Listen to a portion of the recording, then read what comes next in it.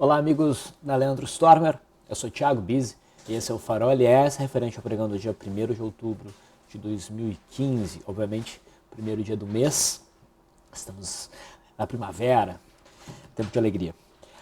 Vamos lá, vamos falar de mercado. Nós temos aí na tela o gráfico diário do índice Bovespa. O índice teve um novo dia de alta, uma alta tímida, de 0,56%. Ele vai testando aqui essa zona de resistência dos fundos anteriores, mas tem condições de prosseguir. Apesar de a gente ter tido um novo dia muito errático no mercado futuro, o mercado conseguiu mostrar força no final e fechar na máxima. Tá? Então, o mercado está subindo, batendo aquela zona de suporte e aos poucos vai subindo. Eu não vi, pelo gráfico aqui do índice Bovespa, um ponto de entrada muito claro nessa zona de suporte, mas está dentro do que era esperado, né? Um movimento entre este topo, que ficou claro depois do rompimento falso, e essa zona de suporte que inicialmente estava aqui. Tá? Então o mercado fica andando de forma errática dentro dessa amplitude.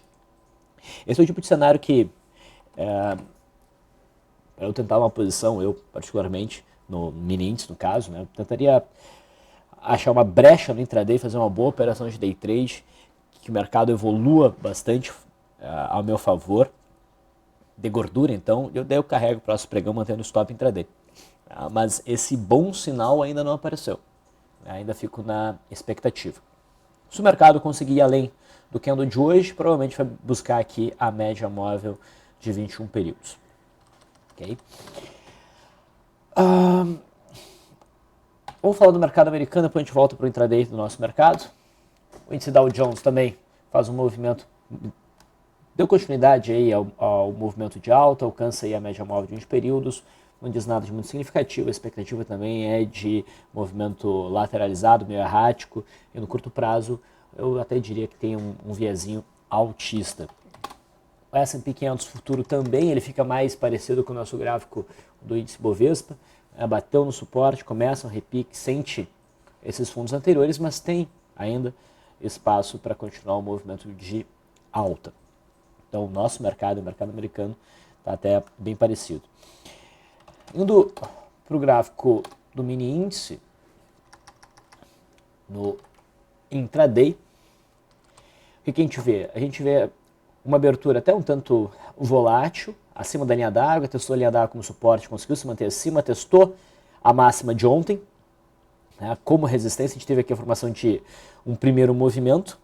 O mercado no candle das 10h45 às 11 veio com bastante força operar acima da máxima, né, desse início de dia, acima da máxima de ontem.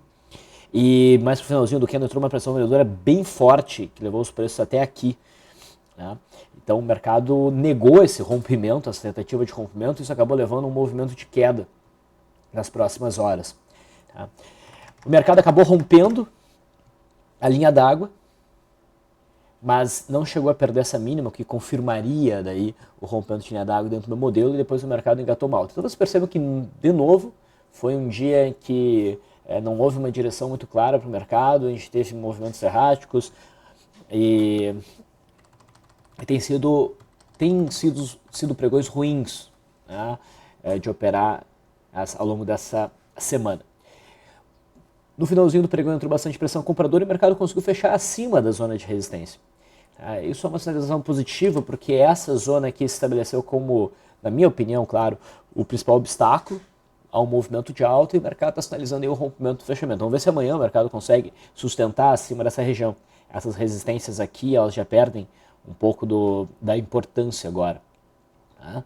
Então, vamos ver se amanhã o mercado consegue manter uma direção clara, que nos permita boas operações. O dólar, o que era esperado para o dólar? Eu esperava um movimento de alta, e esse movimento de alta ocorreu, a gente teve uma alta de 1,35% aqui na moeda americana, pequeno engolfozinho de alta, nada muito significativo, mas a minha expectativa é que o dólar continue esse movimento de alta, mas lembrando que deve ocorrer aqui um movimento meio errático entre esse topo e esse fundo. Agora que a gente já estabeleceu esse padrão de contração, né, o mercado deve andar de uma forma mais errática. Então, em termos de swing trade, fica difícil posicionamentos aí. O contrato vigente é o X15, né, é esse o gráfico, vamos olhar aqui no intraday. A gente teve uma abertura testando o fundo de ontem, rapidamente o dólar passou para cima da linha d'água, não chegou com isso a gerar um trade rompimento de linha d'água.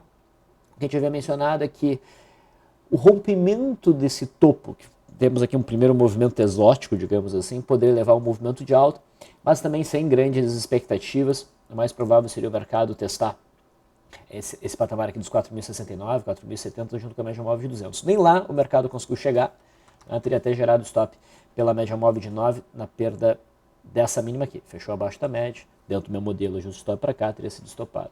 Tá? Mas o viés para o dólar segue sendo altista, mas no intraday a gente tem uma série, tem uma zona aqui importante de obstáculos. O dólar conseguindo romper essa região, idealmente com algum setup intraday no pregão de amanhã. Amanhã é...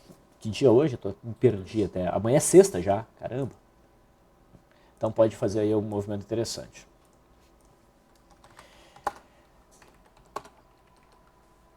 Vamos passar aos papéis. Ah não, o juro também, né? O juro teve um movimentozinho de alta, nada muito significativo. Ele meio que acompanha o dólar, né? Então, nesse sentido, é bem possível que a gente tenha uma movimentação altista aí nos próximos pregões. Mas é um gráfico mais propenso que o dólar a cair um pouco mais para testar esse fundo que foi marcado aqui no dia 25. Indo para os papéis, a Vale. A Vale foi na direção contrária, abriu um gap de alta e insistiu no movimento de alta ao longo do dia, superou a máxima aqui do dia 28, então para aquele cenário de venda para o gap de fuga, isso teria gerado stop para a operação de swing trade. Tá? A Vale não está numa zona tranquila para operações na ponta compradora, é o gráfico que agora eu ficaria de fora. Tá? No intraday o papel teve um dia bem insistente aqui de alta. Petrobras chegou a superar a máxima de ontem, não conseguiu sustentar o movimento e fechou próximo da mínima de ontem, que é uma zona de suporte em gap.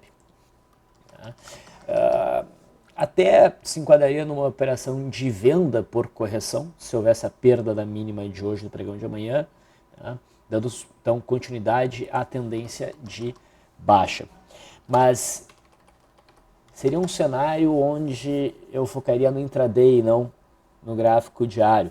Eu gostaria de ver um claro rompimento dessa zona entre 7,3 e 6,97 para daí sim trabalhar operações de venda. Tá? Hoje, Petrobras foi alvo de uma operação. A gente teve aqui um rompimento de linha d'água, tá? Que foi acionado e fluiu bem. Hoje a gente fez só 2 operações que já renderam um resultadozinho legal. Aqui a gente teve aí 2 operações 1.850 de lucro. Então a gente está recuperando. Ontem já teve algum lucrinho também ontem. Tá? A gente vai recuperando esse início de semana que foi bem ruim, o que é normal. O mercado ficou muito errático, não perdeu aderência para os nossos modelos e agora aos poucos vai voltando. Muito bem, mais adiante a gente foca um pouco mais nesses day trades. E a gente vê aqui no gráfico intradiário da Petrobras até de certa maneira um ombro cabeça a ombro. Então rompendo essa zona de suporte tornaria o cenário bem interessante para uma venda, principalmente de day trade. O setor cirurgia, Gerdau segue sofrendo aí uma pressão vendedora, mas o gráfico bagunçado. Eu já não me interessaria mais em por compras em Gerdau mesmo, rompendo a LTB. Papel para ficar de fora. CSNA fechou abaixo dos 13,86. Com isso, na minha opinião, gera venda, só que a média de 20 períodos ainda está um pouco apontada para cima. Isso aqui seria tanto um pivô de baixa quanto um mastro bandeira. Então, para fazer essa operação aí, eu exigiria a perda mínima de hoje, pregão de sexta-feira. A gente também estava atento ao intraday, ao rompimento dessa zona, mas rompeu meio arrastado, mais para o finalzinho do pregão, a gente acabou não fazendo a operação, mas o papel pesou. Então a expectativa é de queda para a CSNA nos próximos dias. A Uzi Minas, agora quase batendo aquele suporte, a gente estava esperando que fosse testado em 13,10, provavelmente testa esse patamar no pregão de sexta-feira. Tá? Mas fora isso, não tem um cenário muito convidativo para operações não. Tá? Bradesco fez um movimentozinho de alta, mas continua operando abaixo do suporte perdido em 22,20, R$ 22 reais. Então ainda há um viés baixista nesse gráfico. Itaú é um gráfico que está mais forte, mas também não gera nenhum tipo de operação. E ficou até meio que devendo um teste aqui do suporte dos 25. Tá? Compras agora em Itaú, somente o papel conseguiu romper a zona aqui dos 29,50, essa região aqui. Tá? E vai demorar um pouco para isso acontecer. Banco do Brasil tinha um cenário interessante, como o gap de fuga, né? Na superação da máxima de ontem. Isso ocorreu no pregão de hoje e no pregão de hoje já gerou stop pela perda mínima. Tá? Então o papel aqui ficou um pouco a risco. Ainda há possibilidade de subir? Ainda há possibilidade de subir. Tá? Mas a operação de swing trade já foi encerrada. No intraday, a gente pode ficar bem atento à zona aqui dos 14,75, rompendo esse patamar, pode oferecer um day trade de rompimento para fechar esse gap aqui. Tá? A gente estava na expectativa no pregão de hoje por algum sinal de entrada, uma brecha de entrada intraday, né? Mas não houve para operações na ponta compradora. Outros papéis que chamaram a atenção. Bom, chamou com certeza a atenção Marfrig hoje. Tá? Lembra que Marfrig fechou ontem, rompendo essa zona de resistência do 7,2, tá? Com gap, abrindo bandas, candle bonito e bastante volume. E a gente tinha a uma distância próxima o suficiente para atrair os preços e distante o suficiente ao mesmo tempo para permitir uma boa operação. Né? Uma estrutura aqui de resistência em 7,70 mais ou menos, 7,67, 7,70. Então tinha tudo para uma boa operação na ponta compradora. Sempre quando tem um gap, dentro do meu modelo, eu exijo a confirmação. Tá? Então a entrada, como vocês viram na lista ali de papéis do farol de ontem, a entrada seria pela superação da máxima. Essa operação não foi acionada. Marfrig caiu violentamente. Ao longo do dia chegou a cair uns 14%, fechou com menos 10%. Tá? E por que eu exijo isso? Porque, por experiência, eu vejo que quando o mercado rompe com gap, tá? Se o mercado não dá continuidade pela superação da máxima, em rompimentos altíssimos, pela perda mínima, em rompimentos baixistas, há uma boa chance da correção ser significativa. Talvez porque esses rompimentos em gap exigem muito do papel no curto prazo, ele pode se exaurir. Então é bom exigir uma confirmação. Tá? E no final das contas, aqui, a gente tem inclusive um bom exemplo de Monster Gap. Bom exemplo de Monster Gap. Me chegou a mencionar o Monster Gap no farol de ontem, mas aqui a gente tem um bom exemplo. A gente teve um candle que gerou um sinal numa direção e o mercado abriu absolutamente na direção contrária, pulando o candle. Tá? Isso é um padrão que não era raro no mercado brasileiro e de um ano para cá vem aparecendo cada vez com mais frequência. Monster Gap, como é que eu prefiro fazer a operação para intraday? Eu espero o primeiro candle de 15 minutos se formar e opero a violação do extremo que vai na direção, vai a favor do gap. Então seria esperar esse candle aqui fechar e operar a perda mínima. Só que ficou bem difícil as operações aqui em Marfrig, porque o papel entrou em leilão. Né? Ele só foi perder essa mínima aqui mais depois, então já ficou uma coisa meio bagunçada.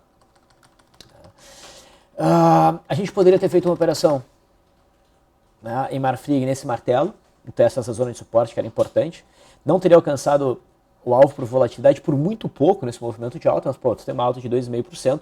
O papel não conseguiu, repara só, não conseguiu romper a média móvel de 9, então tu não tem a média móvel de 9 como um argumento de stop no tempo.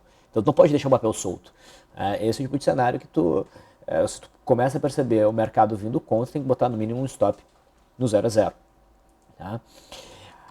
Marfrig foi alvo de uma operação na ponta compradora, mais para o finalzinho do pregão, quando, olha só, veio buscar o fundo aqui do dia 10 de setembro. O mercado ficou bem esticado, chegou lá, eu reduzi o prazo aqui para 5 minutos, eu ensino como fazer isso nos meus treinamentos de day trade, e a gente entrou na superação dessa máxima, a gente conseguiu pegar um bom movimento de alta nesse finalzinho de pregão.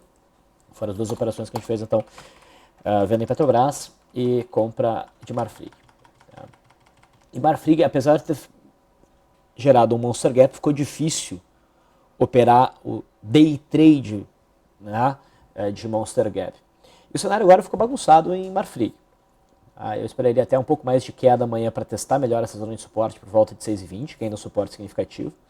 E talvez até ocorra tipo, Marfrig romper suporte, já que a gente teve esse rompimento falso e a amplitude que não é tão grande. Tá? E se romper aqui é porque provavelmente vai buscar a média móvel de 200 por volta de 5,10, talvez a faixa do 5, que é o próximo fundo ali do finalzinho de julho. Então vamos acompanhar de perto o Marfrig nos próximos pregões. Eu já posso desenhar a resistência agora no fechamento de ontem, por volta ali de 7,15. Outros papéis do setor, o setor como um todo ontem sinalizou alta, né? BIF3 era uma possibilidade, entrar pela superação da máxima de ontem, o papel iniciou o dia com pressão vendedora, muito por conta da Marfrig, mas conseguiu se recuperar bem, né? E apresentou uma alta aí de 2%, a expectativa é que continue esse movimento. E a JBS, mais independente, segue no seu movimento lateral, que tem forte viés altista, mas a gente não deve operar aqui correções, mesmo com a média móvel de 20 períodos em cima, porque a gente está embaixo de uma zona de resistência importante. Então é o caso de a gente realmente esperar o rompimento da faixa aqui dos 17,60 para daí buscar novas operações na ponta compradora. Como as bandas estão bem íngremes contra o preço, bem agudas, isso deve levar ainda uma semana talvez, para ter um cenário bem bom, onde as bandas se quebram lateralmente e ficam amigáveis a uma abertura. Braskem, fazendo um rápido comentário sobre alguns papéis. Braskem acelera agora o movimento de alta. Lembra que a gente viu o rompimento aqui no dia 23. Braskem tem alvo em 19,85. Simetricamente tem um bom espaço para fluir. Entrou bastante volume. Essa operação vai indo bem. CCRO fez uma forte barra de baixa hoje. Muito próximo ali da média móvel de 20 períodos. Muitos podem ver isso aqui como um trade de venda por correção, mas eu fico com o pé um pouco atrás. O volume não foi significativo para o tamanho da barra, para o tipo de movimento. Tá? E a gente vê esse repique como uma reação do papel ter batido no fundo de 2011 aqui, que é um fundo importante no gráfico sem qualquer tipo de ajuste. Então não me anima muito uma operação aí. No intraday nós tivemos uma barra elefante bem bonita de ser operada. Ontem o papel ofereceu, né, um setup aqui de teste de linha d'água. Enfim, ultimamente o papel vem fazendo alguns movimentos interessantes. ESTC3 foi um trade que a gente mencionou ontem pela superação da máxima, fluiu, alta de 2,55%, vai consolidando então o rompimento da faixa dos 14, que provavelmente começa a funcionar como suporte daqui para frente. Tá? Então vamos ficar atentos, se o papel trabalhar bastante tempo aí acima dos 14, mesmo que ande de lado, vai ficar bastante interessante, até como um cenário para pullback. Tá? Klabin 4, não a 11. Tá? Klabin 4 rompe com força uma faixa aqui de resistência em 4,25. Graficamente fica bem bonito esse rompimento, só que a KLBN 4 não tem mais liquidez, ela está girando aí 580 mil reais por dia. As nossas operações devem ficar na KLBN 11, e a KLBN 11 não rompeu ainda. Tá? Mas se a gente fosse operar, KLBN 4 estaria bem bonitinho. Tá? Vale ficar de olho na SUSB5. SUSB5 tem uma congestão bem mais comportada que Klabin 11. As bandas já estão estreitas há algum tempo. Está aparecendo aí uns volumes mais significativos na ponta compradora. Pode romper logo logo. E se romper, provavelmente vai ficar bem bonito. Lopes está rompendo um pivô de alta, começa a virar a média móvel de 21 períodos para cima, começa a entrar volume. É um papel que também não tem muito volume, não tem nem 1 milhão na média, mas pode haver um movimento de alta, como a média ainda ainda vem de uma inclinação bem negativa, operação aqui só pela superação da máxima, e o stop realmente deveria ficar abaixo de 2,60. E esses foram os papéis que mais chamaram a atenção no pregão de hoje. No final das contas, eu já falei sobre as operações intradiárias que me chamaram a atenção. Então, eu vou finalizando por aqui, agradeço a audiência de vocês, a gente volta amanhã. Até lá.